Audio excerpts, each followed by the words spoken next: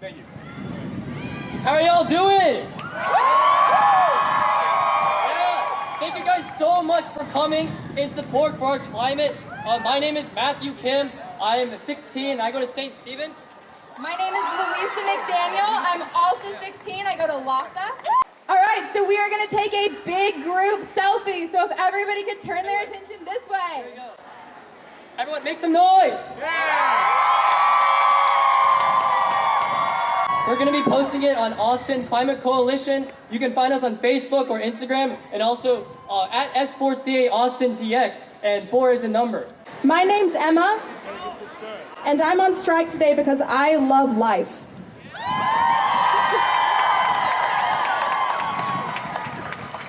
And I'm on strike because I will not let my government and the corporations it lies in bed with threaten what I love. You know, when I approached my school's administration about putting up signs to promote the strike in our hallways, they denied my request because they said the strike would be a disruption to the learning environment. And that phrase will never not be funny to me. You know what else is disruptive to the learning environment? The climate crisis. And we are here because the climate crisis is a threat to our existence on this planet. Since yesterday evening, when the strike kicked off in Australia, millions of people have been predicted to walk out and strike in 156 countries across the globe.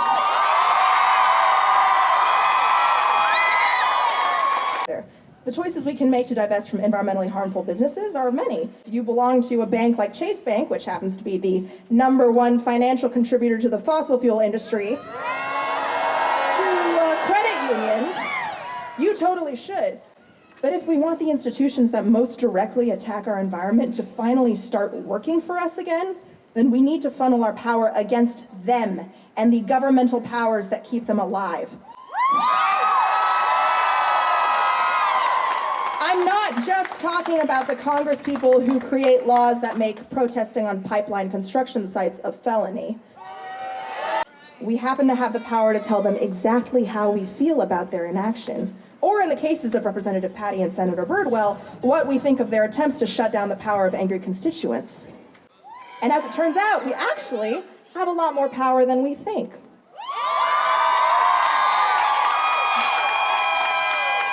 So this strike is one step across the planet and within the state of Texas in a comprehensive campaign. These are the demands of the Austin climate strike. 1, the city of Austin must divest all monies from the fossil fuel industry by the year 2030. 2, the Lower Colorado River Authority and Austin Energy must close Fayette Coal Plant by the year 2023. 3, the city of Austin must close all of Austin Energy's coal and natural gas plants by 2025 and provide the workers of those plants with a just transition to jobs in renewable energy. 4, the state of Texas must promise to give us Texans a 100% renewable energy grid by 2050.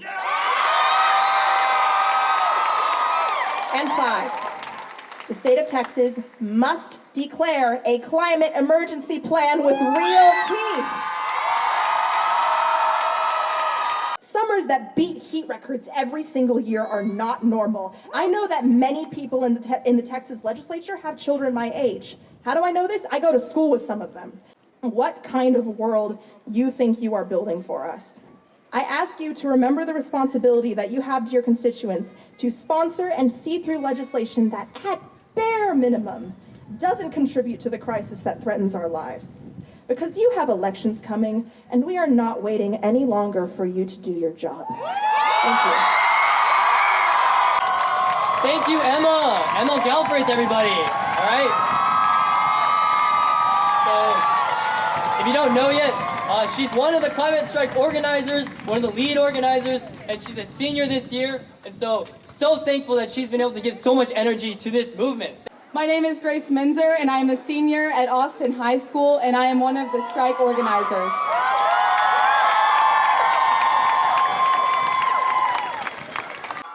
And I really don't have any more of a right to stand up here than any of you do. And I really don't feel as though I can preach about climate change. but I can tell you about my experiences with getting involved in this strike. And I can tell you that I have nightmares about the environmental repercussions our society will be facing in not only my generation, but future generations as well.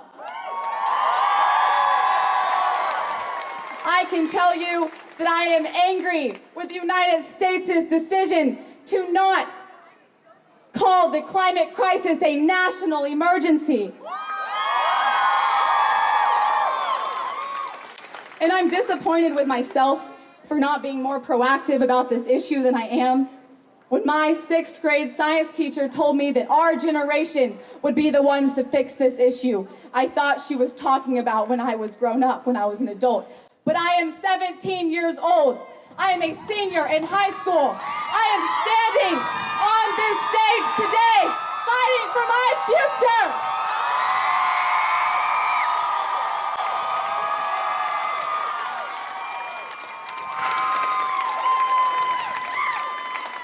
I'm not perfect in all of this, and I recognize that I am a contributor to carbon emissions, and I am a contributor to our global waste.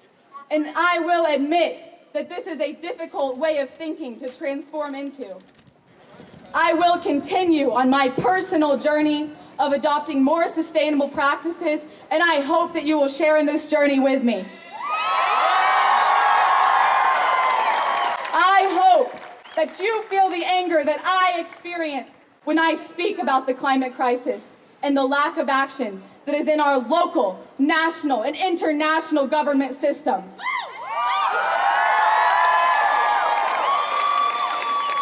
Albert Einstein, who I think we can all agree is pretty smart, said that the world will not be destroyed by those who do evil, but will be destroyed by those who watch without doing anything.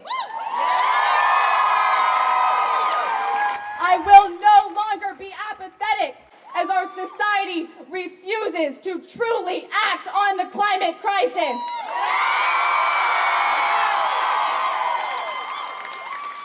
I feel as though I have to be on the side of history that takes responsibility for the climate crisis. We do not have another choice but to stand here today. I will continue to take action and advocate for the climate after this strike. I will empower myself and empower others by not turning a blind eye to the science and the data that backs climate change. I will make climate-conscious decisions when choosing from the brands that I support. When I turn 18, I will recognize my right to vote. Climate action now! Climate action now! Yeah, that was awesome. Woo! All right, y'all. So our next speaker is Giselle Reblada. She came in all the way from San Antonio. She is a senior in high school. She's active in her robotics and earth club, and she plans on becoming an environmental engineer.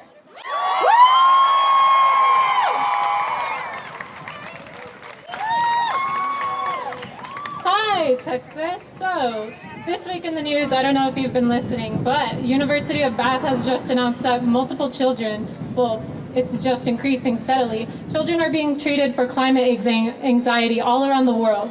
We're placing fear in the hearts of our children that hope to live here in a future that we can sustain for them.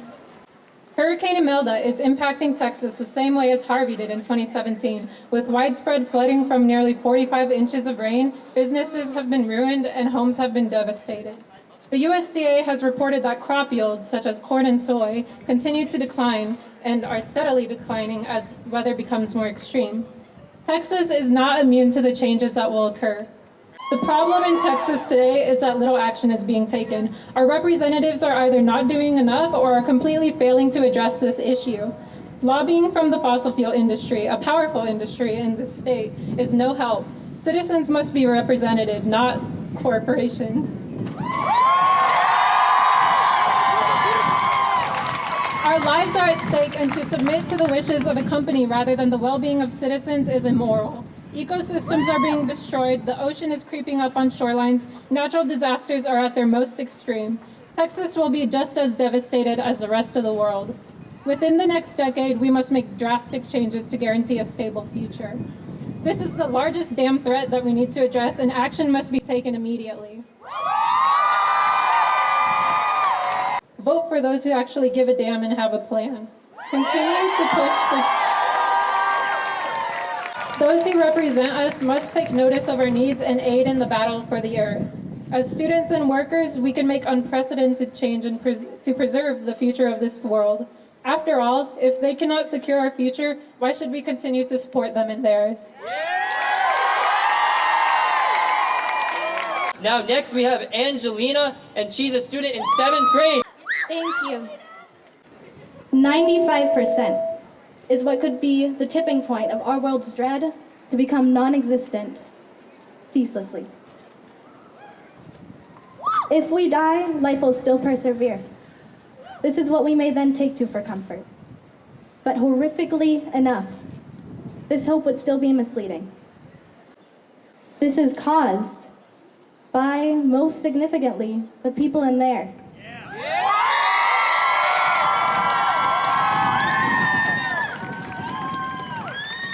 If we go extinct, then that's it, forever. I could end this on a scale of assurance that everything might turn out all right. But with what I now know, that would very likely be a lie.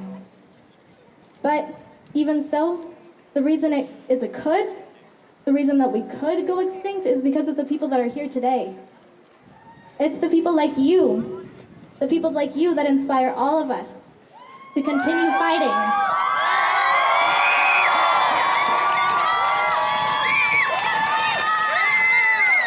That is why we need to fight as hard as we possibly can. Because that would be it if we didn't. Thank you.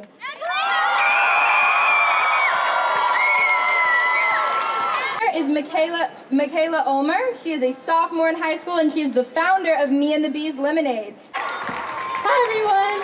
Okay. So I'd like to start my speech with my story and how you can make a story of your own.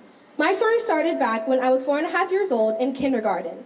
And over the summer, after getting stung by 2 bees in 1 week, I decided that I was going to be afraid of them for the rest of my life. Now, my parents encouraged me to do some research. And doing that research, I found out how incredibly important pollinators that they are, and that they're dying at an alarming rate. So I decided to do what any other kid would do, which was to open up a lemonade stand. Even though it started as just me selling my product out of a lemonade stand twice a year at the local business fairs and lemonade days, it went from that to being a multi-million-dollar company and being in over 1,500 stores in the United States. Which is not what I expected. Now, one thing that my company does and that other companies need to do as well is keep their environmental goals at the forefront, such as saving the bees or enforcing sustainability.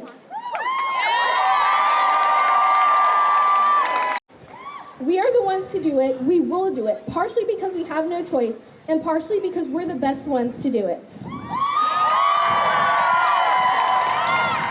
We have a goal of 100% renewable energy, a goal that the state of Texas will declare a climate emergency plan, a goal of people realizing that the climate crisis is a real problem and needs to be addressed. And a goal that the people after us can see just as beautiful of a world as we do today.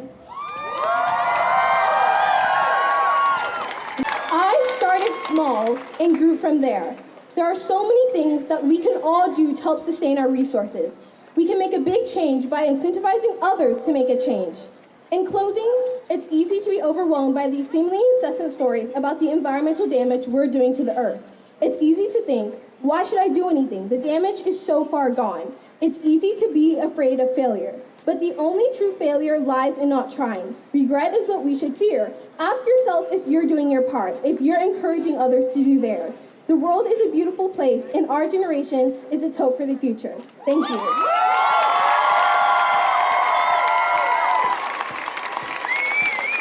Give it up for Tori, right? All right, he's a UT student studying international relations and sustainability studies. Yeah. He is also the co-president of a new organization at UT called Students Fighting Climate Change. And they actually just walked, at 11:30, they walked from the UT Tower over here to the Capitol. Yeah, all the UT students. Yeah. All right, so he's actually gonna be holding UT protests at the Tower every Friday. All right, so I'll let him tell you more about that. Our generation is currently facing a crisis that has never occurred in human history. It's a crisis that threatens the very air we breathe, the land we live on, and the one and only planet we're able to call home. The climate crisis threatens to transform the world as we know it. It threatens to flood our coastal cities such as Houston, New Orleans, and Miami, to leave entire swaths of our one and only planet inhospitable to human life due to extreme heat and desertification, to force hundreds of millions of innocent people from their homes due to drought, storm damage, and rising sea levels. It threatens to leave our future desolate and scarred. We must refuse to let that happen.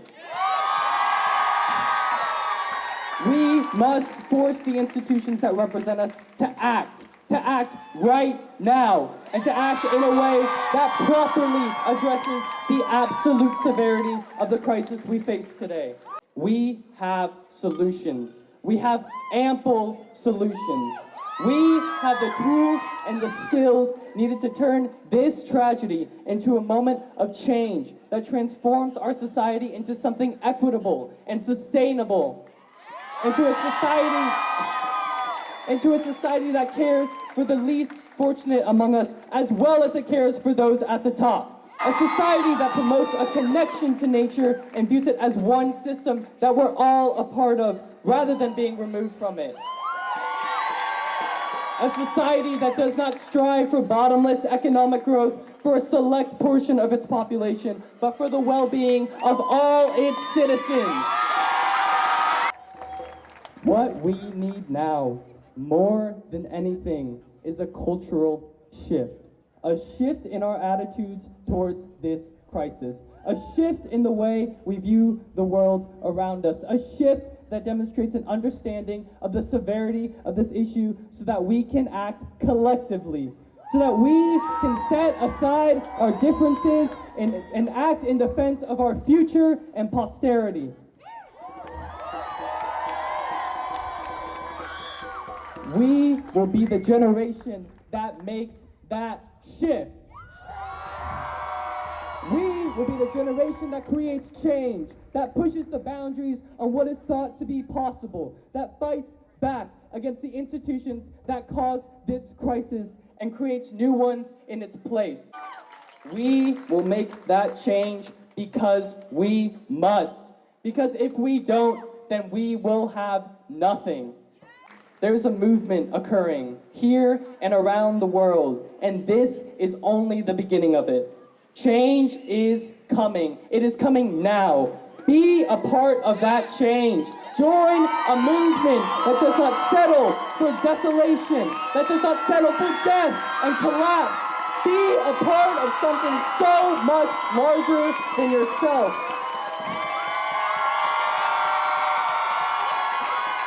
So our next speaker is Jacob Biggerstaff. He is a UT student, and he is a member of the Austin Hub of Sunrise, a national youth-led movement dedicated to fighting the climate crisis. Hi, thank you. Climate activists find themselves asking the same question over and over again. How has our government failed to act when we know the climate crisis is real? How come the progressive city of Austin hasn't done better? The answer is there. We've just been too afraid to name it. And those of us who have been marginalized by our society know the answer. Racism, capitalism, colonialism, classism, and so many other systems of oppression.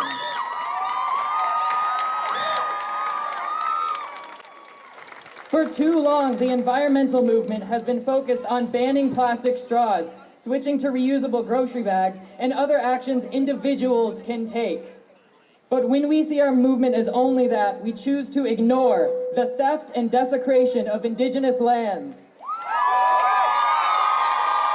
We choose to ignore the dehumanization of low-wage workers as Texas continues to prioritize big business.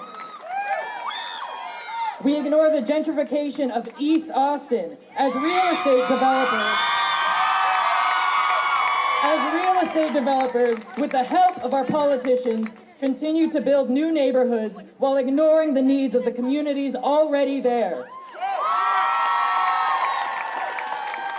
We ignore our government giving large corporations tax breaks, while the small businesses that inspired our motto, "Keep Austin Weird," can't afford to stay open on Guadalupe Street for longer than a few months.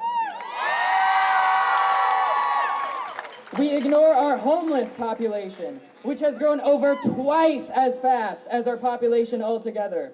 Those of us privileged enough to have a place to live can choose to ignore the record high temperatures this summer.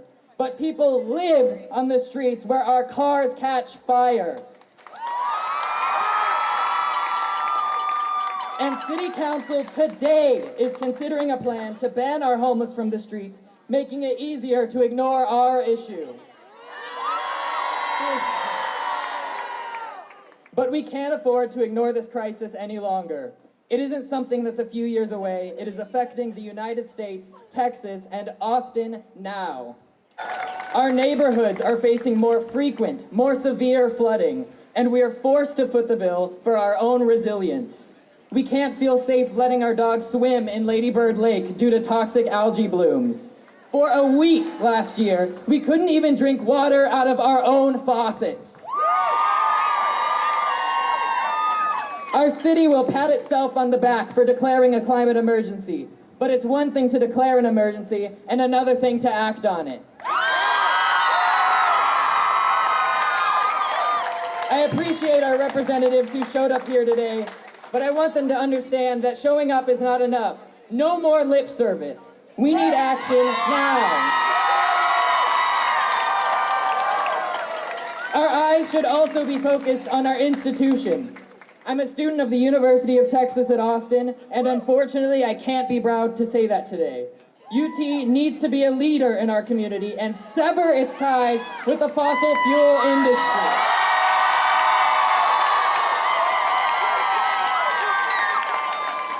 Our movement, our institutions, and our government has a responsibility to listen to marginalized voices in order to ensure truly equal access to clean air, water, and jobs. While politicians drag their feet, I believe youth-led movements like Sunrise have the power to affect change. Don't let this momentum end tomorrow or even past the next election. Find a movement here today. Go to the tables in the back and ask how you can be involved.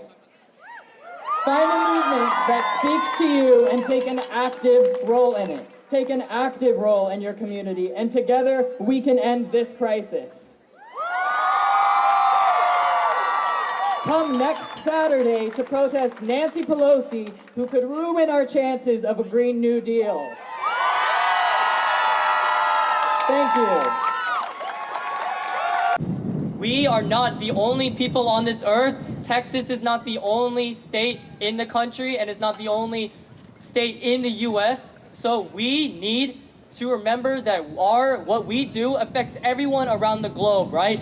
This issue should not be a partisan issue. It's a humanitarian issue. Everyone should be voting.